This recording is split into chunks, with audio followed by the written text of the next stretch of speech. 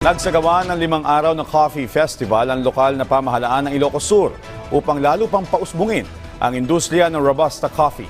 Ang detalye sa balitang pambansa ni Ayla Villanueva ng Philippine Information Agency, Ilocos Sur.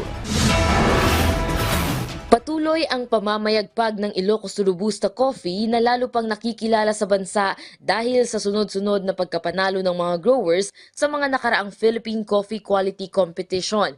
Kaya naman ang lokal na pamahalaan nagsagawa ng 5 araw na coffee festival nitong Nobyembre 25 hanggang 29 sa Vigan City.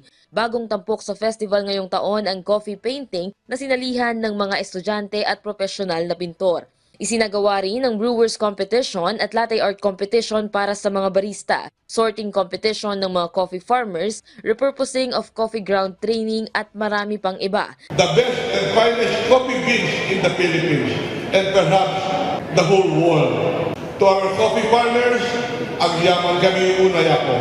Dumalo sa pagbubukas ng aktibidad ang mga coffee farmers sa probinsya, kabilang ang tinaguriang Robusta Coffee King na si Mabini Ubuan. Nag-uwi ng pinakamataas na pagkilala sa PCQC noong 2021 at 2022.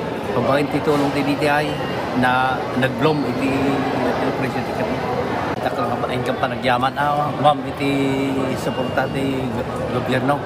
Para kami agmulmula iti kami. Isa pa ilang kumata sanda ka mga maumuma. Nito lamang Agosto ay inanunsyo ng Philippine Coffee Guild na umabot sa $61 o humigit kumulang 3,500 pesos ang halaga ng bawat kilo ng fine Robusta coffee ni Ubuan sa ginawang bidding sa PCQC 2024. Mula sa PIA Ilocos Sur, Ayla Villanueva para sa Balitang Pambansa.